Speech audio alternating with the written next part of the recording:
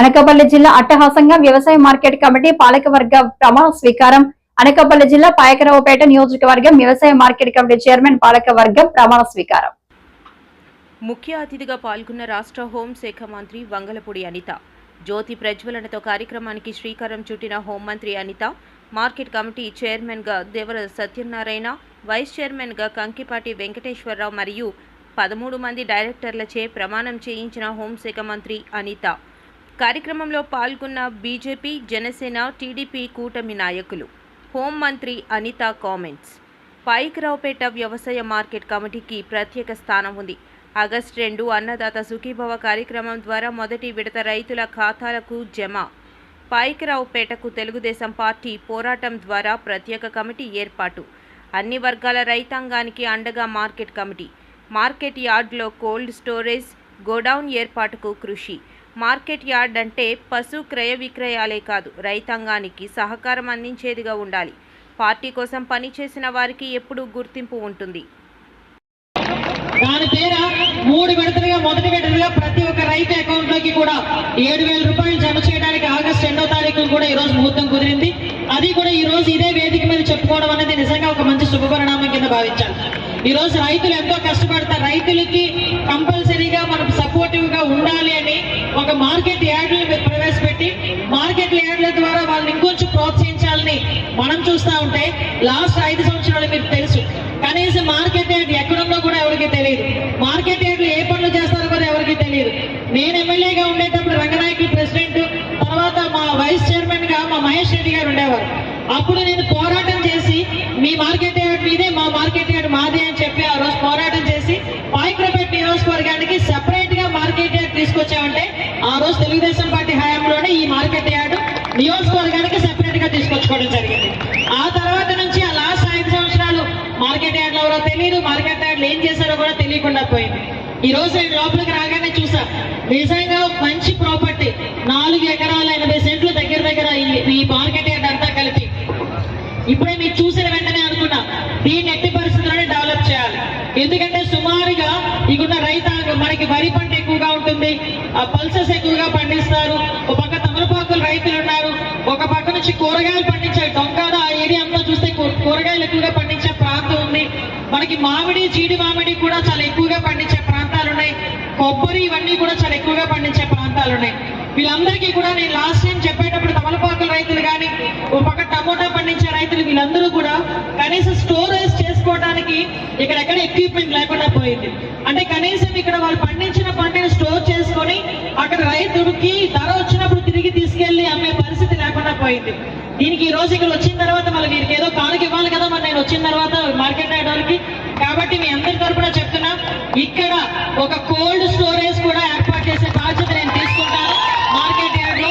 అదేవిధంగా market yard లో ఒక గొడౌన్ కూడా ఏర్పాటు చేసే బాధ్యత తీసుకుంటానని మీ అందరికీ భరోసా ఇస్తున్న బాధ్యత కూడా నేను తీసుకొని యాజ్ ఎర్లీ యాజ్ పాసిబుల్ ఇక్కడ మనకు అవకాశం ఉంది, స్థలం ఉంది, అవకాశం ఉంది. మార్కెట్ యార్డ్ అంటే పశువులకి సంబంధించి ఇక్కడికి వచ్చి క్రయ విక్రయాలు జరగడం కాదు, ఇంకా ఎక్కువ యాక్టివిటీస్ జరగాలి, రైతులందరికీ ఉపయోగపడాలి. రైతులు పండించిన పంట నో ప్రాబ్లం, ఆ గొడవన్ ఉంది, ఆ గొడవలో భద్రపరుచుకుంటామన్న బాధ్యత ఉండాలి. మనకి అదృష్టం ఏంటంటే హైవే పక్కన, మరి ఎక్కడో లోపల నుంచి తీసుకొచ్చే పరిస్థితి కూడా కనిపించక్కర్లా. కాబట్టి మీ అందరి సహకారంతో as early as possible market yard లో ఒక పెద్ద గొడౌన్ ఒకటి, ఒక కోల్డ్ స్టోరేజ్ ఒకటి కట్టే ఏర్పాటు చేయడానికి ఈ గవర్నమెంట్ సిద్ధంగా ఉంది. దానికి నేను కృషి చేస్తానని మీ అందరి సాక్షిగా చెప్తున్నా. ఈ రోజు మీ అందరికీ పాయకరావుపేట నియోజకవర్గంలో అదృష్టం ఏంటంటే పాయకరావుపేట నియోజకవర్గానికి తెలుగుదేశం పార్టీకి కంచుకోట ఎంత కంచుకోట అంటే తెలుగుదేశం పార్టీ ఎఫిలియేటెడ్ ఎవరితో కలిసినా కూడా, ఎవరు వచ్చినా కూడా ఆ పార్టీకి ఓటేయడం, ఆ పార్టీని ఎక్కించుకోవడం మాత్రమే బాధ్యత. అక్కడ అనిత ఉందా, కాశీనాయుడు ఉన్నారా, వెంకటేష్ ఉన్నారు, ఇవన్నీ కాదు. అక్కడ అధిష్టానం చెప్పిన గుర్తుందో లేదో చూసుకుంటారు, ఆ సైకిల్ ఉందా ఏముందన్నో చూసుకుంటారు, దాని మీద నొక్కి బయటకు వచ్చేస్తారు. మీరందరూ కూడా ఎంత ఇచ్చారంటే మొన్న ఎలక్షన్స్ లో ఎప్పుడూ కూడా చరిత్రలో లేనంతగా సుమారుగా 44,000 మెజార్టీని మీ అందరి ఆడబిడ్డగా నన్ను ఆదరించి నన్ను గెలిపించిన పరిస్థితి కూడా. ఆ రోజు అనుకున్నా మెజార్టీ పెరిగే కొద్దీ ఆనందం కన్నా బాధ్యత ఎక్కువ పెరిగింది. ఓ పక్క ఆ బాధ్యతతో కూడా ఈ రోజు మీ అందరి సహాయ సహకారాలతో, మీ అందరి ఆశీర్వాదంతో ఆ రోజు మీరందరూ అమ్మ గెలమ్మ మినిస్ట్రీ ఇవ్వాలి ఇవ్వాలి, మినిస్ట్రీ ఇవ్వాలి మీరందరూ కోరుకున్నారు. అదేవిధంగా గౌరవ ముఖ్యమంత్రి గారు, గౌరవ ఉప ముఖ్యమంత్రి గారు, పవన్ కళ్యాణ్ గారు, అందరూ మోడీ గారు అందరూ ఆశీర్వదించి హోమ్ మినిస్ట్రీ ఇచ్చారు. ఈ రెండింటినీ బ్యాలెన్స్ చేయడం అనేది కంపల్సరీగా చేయగల నమ్మకం నాకుంది. చేయగలిగే సపోర్ట్ కూడా మీరందరూ ఇస్తున్నందుకు కూడా నేను మీ అందరికీ కూడా నేను థ్యాంక్స్ చెప్పాలి ప్రత్యేకంగా. అయినప్పటికీ కూడా ఈరోజు ప్రత్యేకంగా పాయకరావుపేట మీద దృష్టి పెట్టాలి. ఎందుకంటే పాయకరావుపేట అనేది ఒక హ్యాపెనింగ్ కాన్స్టిట్యుయెన్సీ. ఈ రోజు పాయకరావుపేటలో ఒక పక్క రైతులకు ఉపయోగపడేట్టుగా వ్యవసాయం అభివృద్ధి చెందాలి, ఒక పక్క పరిశ్రమలు అభివృద్ధి చెందే పరిస్థితి కూడా ఈ రోజు కనిపిస్తా ఉంది. ఈ రోజు ఆర్సెల్ మెటల్ లాంటి స్టీల్ ఫ్యాక్టరీలో ఈ రోజు మన పాయకరావుపేట నియోజకవర్గంలో నక్కపల్లి దగ్గరికి వచ్చి సుమారుగా 1,00,000 కోట్ల రూపాయలు పెట్టుబడి పెట్టేదానికి సిద్ధంగా ఉన్నాయి. మీరు రాసి పెట్టుకోండి, 2028 నాటికి ఫస్ట్ ఫేజ్ కూడా పూర్తయి ఎంప్లాయ్మెంట్ సుమారుగా 20,000 మంది ఎంప్లాయ్మెంట్ కూడా అక్కడ ఉద్యోగాల్లో పనిచేసే పరిస్థితి కనిపిస్తా ఉంది.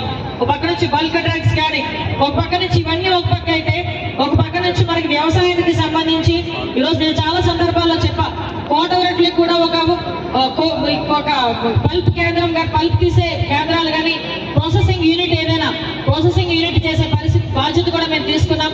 దానిలో భాగంగా అక్కడ కూడా వర్కౌట్ చేస్తున్నాం.